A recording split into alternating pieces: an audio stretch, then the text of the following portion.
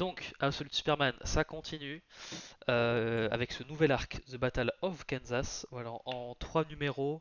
Voilà, comme c'est dans le titre, va y avoir beaucoup de bagarres, grosses batailles. Euh, je vais pas forcément dire énormément de choses parce que voilà, c'est pas un arc qui est très très long, qui a beaucoup d'action. Et on commence voilà, à avoir pas mal de choses établies dans l'univers Absolute en général et dans Absolute Superman, mais il y a quand même deux trois trucs sur un petit peu la direction de la série, niveau personnage, méchant, etc. Donc let's go, on y va.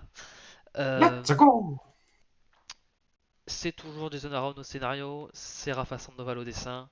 De temps en temps ça change, mais voilà, pour les numéros un peu principaux, les gros arcs, c'est toujours Sandoval. Je l'avais dit avant, hein, graphiquement sur ce titre-là, même si je peux comprendre que pour certaines la sauce Jason Aaron ça prend pas. Niveau dessin, Absolute Superman a toujours été constamment bon. Et même là, sur les deux trois derniers numéros, on a un changement de dessinateur. Alors je sais pas s'il est permanent ou pas, mais ça doit être un changement de dessinateur, ça reste quand même très très bien. Donc niveau partie graphique, enfin voilà, c'est toujours beau. Je trouve les couleurs magnifiques. Voilà, en plus il y a des planches qui fonctionnent très très bien. Voilà, les cristaux rouges avec le fond blanc, enfin tout pète très très bien. Et puis toute l'utilisation de la sorte de cape fait un petit peu en nuage de poussière de Krypton. Enfin voilà, il y a des visuellement c'est toujours aussi marquant, même si les designs changent pas énormément par rapport à ce que peut faire Wonder Woman ou Batman. Voilà, les petites touches, voilà, les bracelets de lave, j'aime toujours autant. Euh, donc voilà, on a quand même quelques éléments qui diffèrent en termes de design, on a quand même quelques éléments qui reviennent. Et on y reviendra un petit peu sur les éléments qui reviennent par rapport au Superman classique, dans un point un petit peu plus détaillé. Mais en tout cas, voilà, graphiquement, putain, vous verrez bien avec les différentes planches que j'ai mises pour illustrer d'autres points, ce n'est jamais un mauvais point. Là, pour le coup, voilà, ça bouge pas, c'est toujours assez bien. Donc cet arc-là, on est après voilà l'établissement du personnage, expliquer son arrivée sur Terre, qu'est-ce qu'il fait, quel est son schmilblick. Et c'est aussi après son affrontement avec Brainiac, qui était un petit peu, enfin qui est un petit peu on va dire, un allié et un des généraux de Ra's al Ghul, hein. Bon voilà, je me permets de dire que voilà, Ra's al Ghul est un petit peu le méchant depuis le début. Ce n'est plus un spoiler maintenant. Euh, donc voilà, cette fois-ci on le voit vraiment un petit peu plus établi, il a fait ses premières victoires, etc. Et puis il se retrouve bien évidemment un petit peu toujours à graviter autour de la ville de Smallville, parce que c'est un peu là qu'il a trouvé, comme dans la continuité classique, hein, ses premiers repères, ouais, ses premiers vrais repères sur Terre. Euh, donc voilà, principalement l'arc il est construit autour de Kal-El qui revient à Smallville et qui un petit peu découvre enfin, les conséquences de toutes les actions qu'il a pu faire, bénéfiques en général, les conséquences comme les actions. Euh, et c'est aussi, voilà, il va devoir aussi prendre sa défense parce que Ra's al Ghul, il est en colère, et donc il va un peu déployer tout l'arsenal de Lazarus pour venir lui casser la gueule et faire en sorte que Superman le rejoigne. En gros, voilà, c'est ça. C'est voilà la bataille du Kansas. C'est voilà, on revient au Kansas et on se bat pour elle. C'est simple, c'est dans le titre, etc. Euh, donc bon, on est un petit peu pris entre deux types de scènes où c'est un petit peu voir comment le Superman, Kal-El, euh, à la fois sauve des gens, voilà, les chats dans les arbres, les incendies, les machins, mais aussi comment il peut avoir un impact sur les gens, comment il peut les sauver autrement. Et on a toute une scène où on pense que la foule de Smallville va être en mode oh on veut pas de cet alien ici qui se casse de chez nous, enfin voilà. Mais en fait non, on se rend compte que voilà, il a des alliés partout. Où qu'il aille, vu qu'il fait le bien, il a des alliés partout, donc c'est toujours des scènes plutôt cool. Et c'est aussi toujours, c'est surtout vu via le prisme de Lois et Jimmy qui dans cette version-là sont, enfin surtout Lois qui avant faisait partie des forces ennemies, découvre un petit peu les bienfaits de Superman, enfin tous les effets positifs qu'il a via les personnes qu'il a aidées, enfin son entourage, pas qu'il connaît, mais voilà tout l'écosystème qui peut aider. Donc voilà, c'est toujours des scènes plutôt sympathiques et qui résument bien un petit peu le- le- l'essence même du personnage de Superman. Donc voilà. Et puis après, voilà, c'est la grosse bagarre. On met des grosses bêtes dans des robots, dans des hélicos, dans les peacemakers, voilà. Et dans les deux cas, c'est toujours dessiné, bien dessiné, pardon. Euh, J'avoue que on reconnaît bien.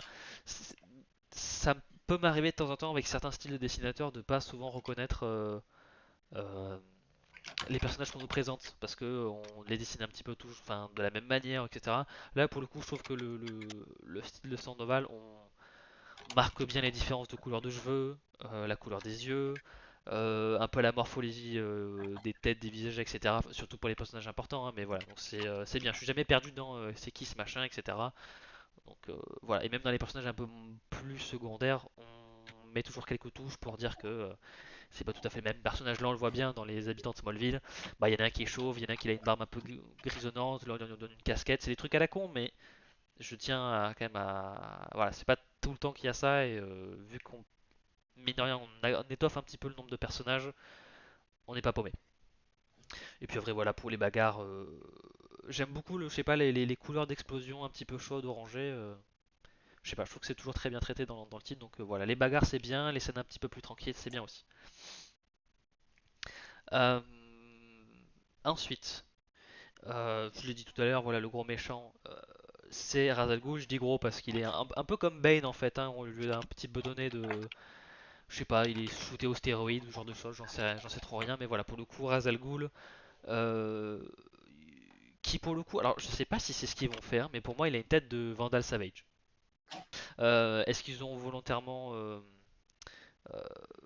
transformé Vandal Savage en Ra's al Ghul pour qu'il soit qu'une seule et même personne dans le côté un peu personne qui a vécu pendant des dizaines et des milliers d'années, enfin ou des milliers d'années, etc. Donc, je sais pas trop, c'est ma théorie, mais bon.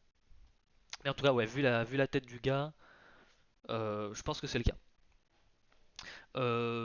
Pour le coup, Ra's al Ghul, bah pas grand chose à dire en fait, hein, parce que oui, alors oui, il est bien baraqué et tout ça.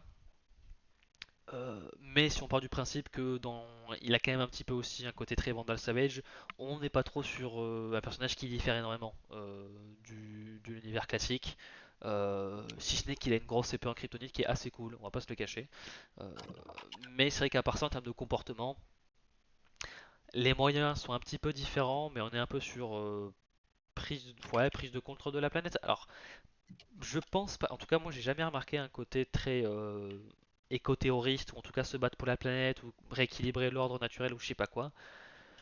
Donc, je sais pas s'il a ce côté-là, mais en tout cas, il y a vraiment le côté de je suis là depuis des milliers d'années, et c'est moi un peu, c'est moi qui gère la planète, quoi, en gros. Donc, arrête de me faire chier, quoi, et rejoins-moi.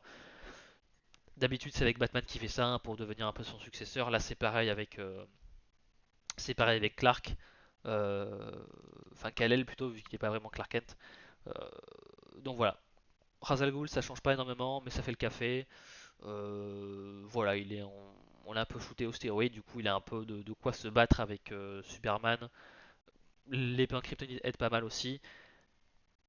J'avoue que je suis pas trop fan du truc où quand des personnages ont des pouvoirs, de leur donner des épées quand ça sert pas à grand chose.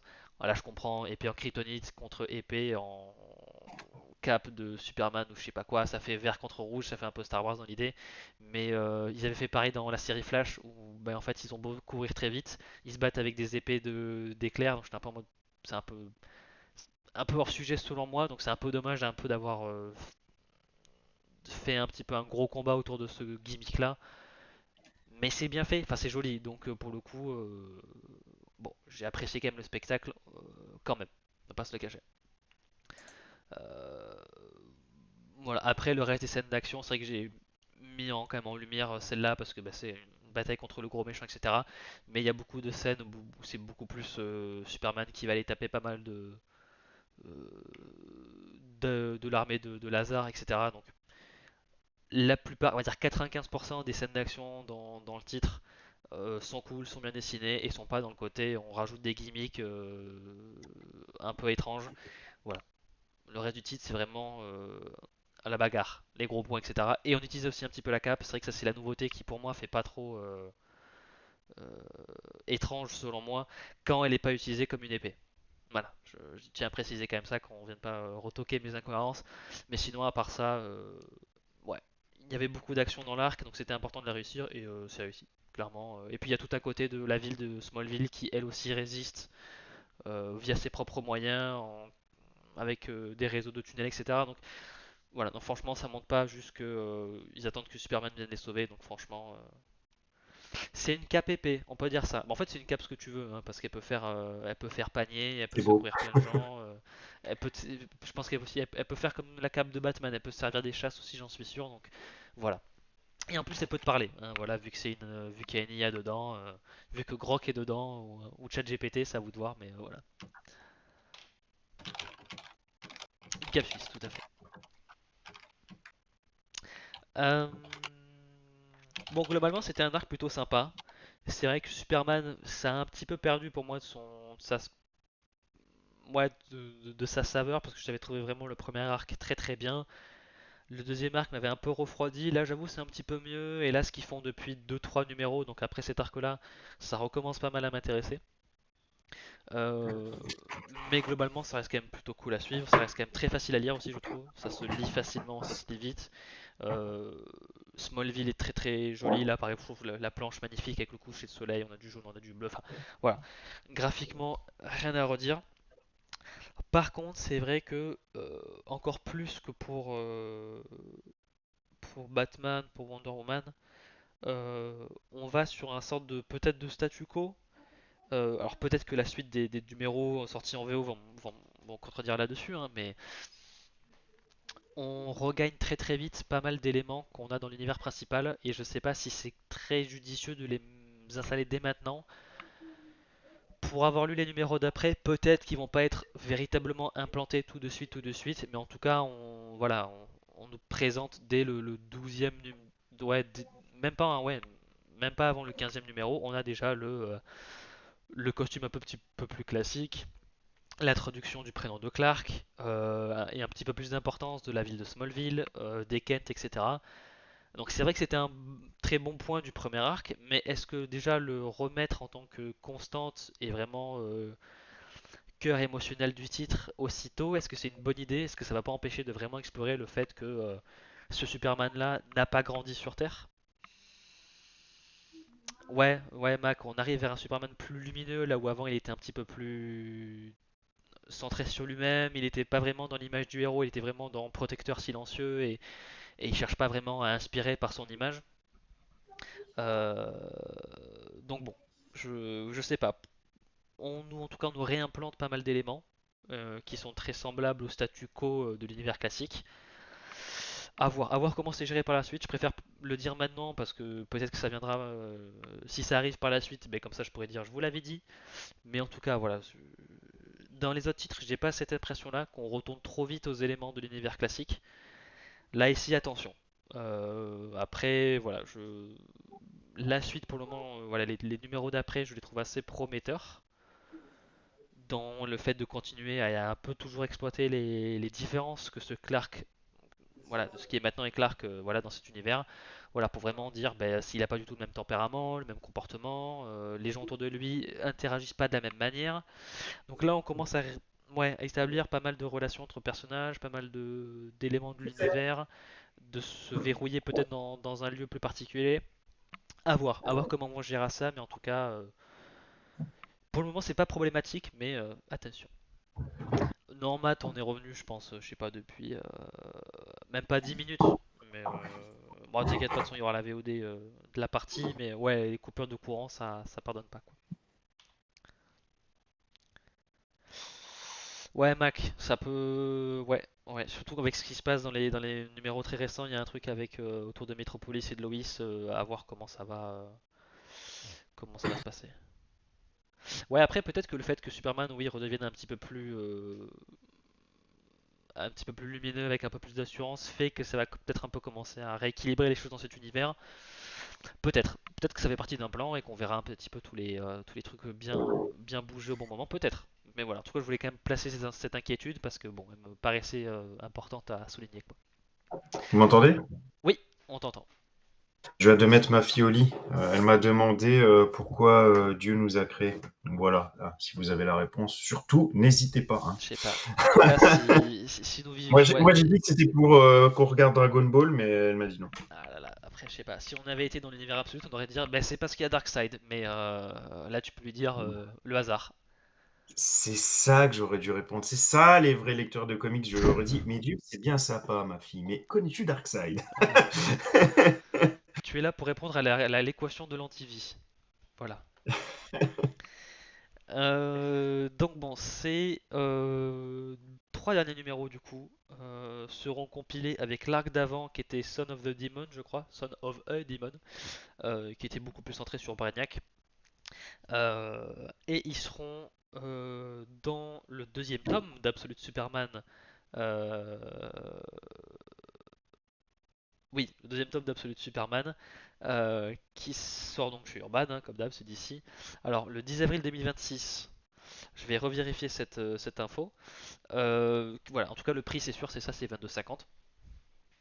Euh, mais j'ai pas envie de dire des bêtises parce que j'ai peut-être fait quelques erreurs quand j'ai fait des copier-coller en préparant. Parce que vous savez, ce ne serait pas un vrai live s'il n'y avait pas d'erreur dans le texte des slides. Sinon, c'est pas marrant.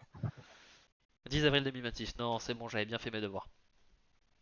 Dieu a fait une erreur, ça arrive à tout le monde. Oui, c'est vrai que quand on voit la gueule de la, quand on voit la gueule de la planète, oui. Après, est-ce que c'est pas nous l'erreur finalement? Voilà, vous avez 4 heures.